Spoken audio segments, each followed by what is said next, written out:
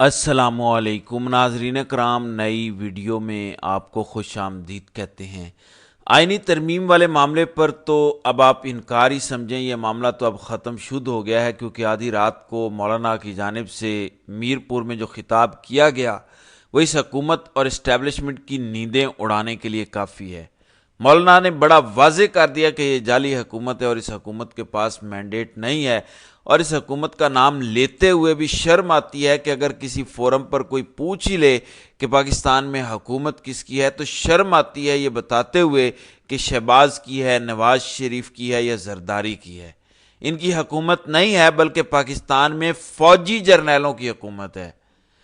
دوسرے نمبر پر انہوں نے کہا کہ آدھی رات کو منہ اٹھا کے یہ آ جاتے ہیں میرے گھر پہ ووٹ مانگنے کے لیے، مسودہ ان کے پاس ہوتا کوئی نہیں، کالے شاپر کے اندر کالا مسودہ لے کر آتے ہیں اور کہتے ہیں کہ ووٹ دے دو۔ تو ایسے تو نہیں چلے گا، ہم کسی ایسی طاقت کو ووٹ نہیں دیں گے جو جمہوریت پر شب خون مارے، جو آئین پر شب خون مارے۔ لہٰذا ہماری طرف سے تو آپ انکار ہی سمجھیں۔ اگر اس آئین پر شب خون مارا گیا، خرید و فروخت کی گئی، تو پھر ہماری طرف سے علم بغاوت بلند ہوگا، اور ہم آئین سے کھلواڑ کرنے کی کوشش اگر ہوئی تو پھر سڑکوں پر نکلیں گے اور تمہیں ایوانوں سے گھسیٹ کر باہر نکالیں گے۔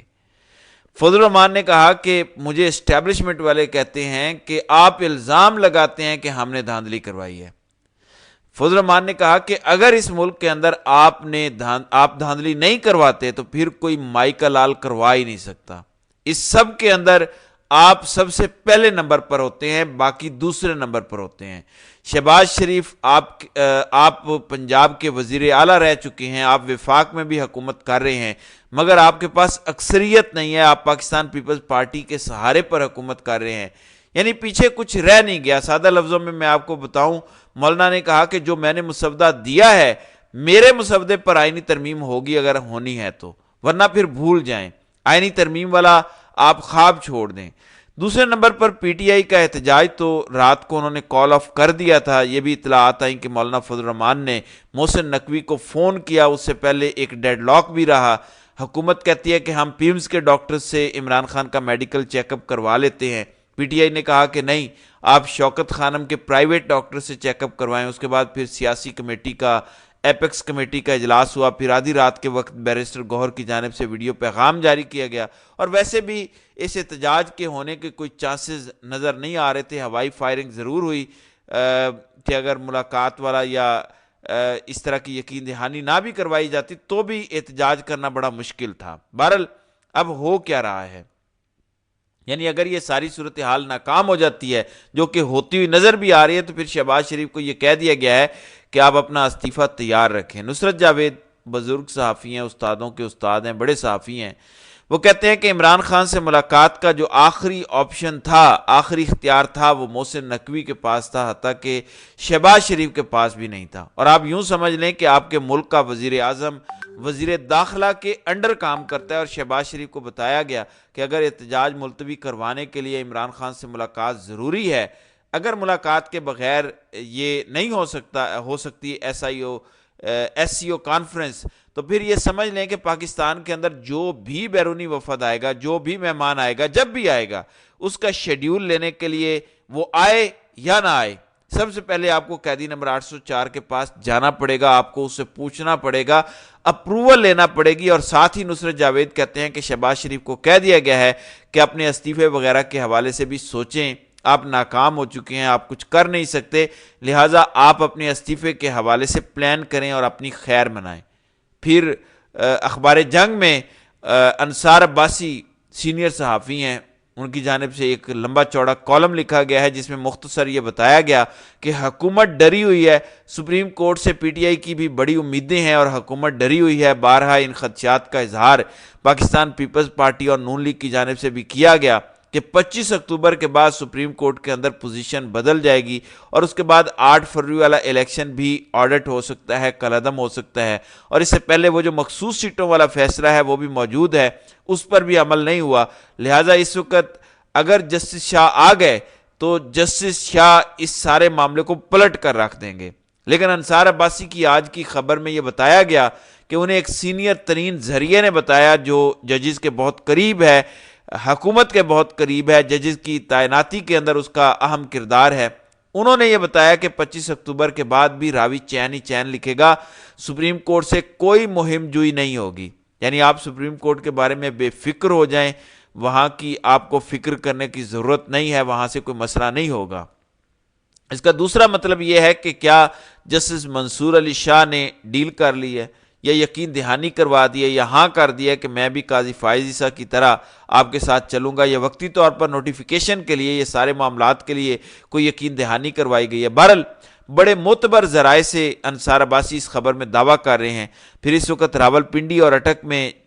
رینجز تعینات کرنے کی منظوری ہو گئی ہے۔ وفاقی وزارت داخلہ نے حکومت پنجاب کی درخواست پر راولپنڈی اور اٹک میں رینجز تعینات کر دی ہے۔ راولپنڈی اور اٹک میں پاکستان رینجز کے دو ونگز تعینات ہوں گے، اور یہ خبر میں نے آپ کو 2 دن پہلے بھی دی تھی کہ راولپنڈی اور اٹک میں کرفیو لگ سکتا ہے، وہاں پہ معاملات ذرا سخت ہو سکتے ہیں۔ بہرحال پی ٹی آئی والے تو احتجاج کے لیے نہیں آئے، لیکن اس کے باوجود رینجز اس وقت تعینات ہو چکی ہے۔ دوسری جانب اس وقت جو سب سے اہم واقعہ ہے، جو لاہور کا واقعہ ہے، جس پر ڈیبیٹ ہو رہی ہے، جس پر سوالات اٹھائے جا رہے ہیں کہ دیکھیے اب کیا ہوا، کل جو کچھ ہوا، گرفتاریاں ہوئیں، احتجاج ہوئے، مختلف طلباء کے سر پھٹے، وہ بھی آپ نے دیکھا، سارا دن تماشا لگا رہا۔ آدھی رات کے وقت مریم نواز کی جانب سے نوٹس لیا گیا، سارا دن گزر جانے کے باوجود لاہور کے مرکز کے اندر مریم کی جانب سے نوٹس لیا گیا، اور مریم کی جانب سے ایک کمیٹی بنا دی گئی، 7 رکنی یہ کمیٹی تشکیل دی گئی۔ چیف سیکرٹری پنجاب تحقیقاتی کمیٹی کے کنوینر مقرر کیے گئے، اور کہا گیا کہ 48 گھنٹوں کے اندر اندر آپ اپنی جانچ مکمل کریں اور آپ حکومت پنجاب کو رپورٹ کریں۔ لیکن یہ معاملہ اب پہلے سے زیادہ مشکوک ہو چکا ہے۔ وہ کیسے؟ پنجاب کی سینئر پولیس افسر نے کل پریس کانفرنس کی D G I operation Lahore نے، انہوں نے کہا کہ نہ کوئی بندہ ہے، نہ کوئی لڑکی ہے، نہ کوئی وکٹم ہے، یہ ساری سوشل میڈیا کی باتیں ہیں، ہم نے سارا ہاسپٹل چھان مارا ہے، نہ ہمارے پاس کوئی شکایت آئی ہے، نہ یہ ایسا ہی ڈرامہ لگایا گیا، جھوٹی افواہ ہے۔ اچھا، یہ پولیس کی جانب سے پریس کانفرنس، اور اس پریس کانفرنس کے اندر جو آخری پریس کانفرنس ہوئی اس میں شہر بانو بیٹھی ہوئی تھی، وہ جو پولیس والی بڑی وائرل خاتون ہے، محسن نقوی کی رشتہ دار۔ یہ پریس کانفرنس انہوں نے بڑے بھرپور طریقے سے، بھرپور دعوے کے ساتھ کی کہ ایسی کوئی بات نہیں ہے، نہ لڑکی ہے، نہ وکٹم ہے، نہ ہی ایسا کوئی واقعہ ہوا ہے۔ حالانکہ وزیر تعلیم اور اسپیکر پنجاب اسمبلی یہ کہہ چکے ہیں کہ ثبوت ضائع کیے گئے ہیں، واقعہ ہوا ہے، پرنسپل اور سارا عملہ اس میں انوالو ہے۔ لیکن پھر ایک ویڈیو پیغام اور اینکر بن جاتی ہے جو وہی شہر بانو جو پولیس والی ہے، اور وہ قرآن پاک کی آیات پڑھتی ہے کہ جعلی فتنہ اور جعلی خبر پھیلانے والے کے بارے میں قرآن کیا کہتا ہے، تصدیق کرنے کے حوالے سے، اور ساتھ ہی 2 موٹے نوجوان وہ انہوں نے اپنے ساتھ کھڑے کیے ہوتے ہیں۔ ایک کہتا ہے کہ ایک کے بارے میں کہا جاتا ہے کہ وہ لڑکی کا چچا ہے اور ایک لڑکی کا والد ہے، منہ پر ان کے ماسک ہوتے ہیں، اور وہ کہتے ہیں کہ ہماری بچی پچھلے 7 دنوں سے ہاسپٹل کے اندر ایڈمٹ ہے، وہ اصل میں بات یہ ہے کہ وہ گھر کی سیڑھیوں سے گر گئی تھی۔ ایک طرف پولیس کہتی ہے کوئی واقعہ ہوا ہی نہیں، کوئی ایسی چیز ہی نہیں ہے، کوئی وکٹم ہی نہیں ہے۔ اچانک شہر بانو اینکر بن جاتی ہے اور وہ ویڈیو ریکارڈ کرتی ہے، ساتھ ہی انٹرویو کرتی ہے کہ اصل میں معاملہ یہ ہے، ایسے واقعہ نہیں ہوا، وہ تو گھر کے اندر سیڑھیوں سے گرنے کی وجہ سے فریکچر ہو گیا، ریڑھ کی ہڈی ٹوٹ گئی اور سارا معاملہ ایسا ہو گیا، اور تو کوئی بات نہیں ہے۔ یعنی 360 ڈگری پوری کہانی کے اندر چینج آتا ہے، اور وہ جو ماسک لگایا ہوتا ہے، اللہ جانتا ہے کہ وہ لڑکی کا باپ ہے نہیں ہے، چچا ہے یا نہیں ہے۔ تو بہرحال یہ معاملہ پولیس کی وجہ سے، پنجاب پولیس کی خاموشی کو آپ چھوڑ دیں، میڈیا کی خاموشی کو آپ چھوڑ دیں، پولیس کی وجہ سے انتہائی مشکوک ہو گیا ہے۔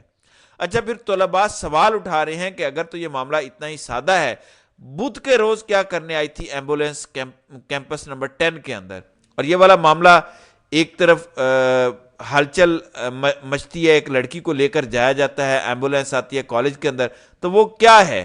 یہ کیا محض اتفاق ہے کہ اسی دن اس لڑکی نے بھی سیڑھیوں سے گرنا تھا، اسی دن ایمبولینس نے بھی آنا تھا؟ تو بہرحال یہ معاملہ انتہائی متنازع ہو چکا ہے، یہ معاملہ انتہائی مشکوک ہو چکا ہے، اور پولیس اس واقعے کے اندر سب سے زیادہ مشکوک ہے، اور مریم نواز اور ان کی جو ٹک ٹاکر کنیزیں ہیں وہ اس کے اوپر محض پوائنٹ سکورنگ کر رہی ہیں، اس کے علاوہ وہ کسی قسم کی بات نہیں کر پا رہی۔ تو ناظرین کرام، آپ کی اس ویڈیو کے حوالے سے کیا رائے ہے؟ آپ اپنی رائے کا اظہار کامنٹ سیکشن میں ضرور کیجیے گا۔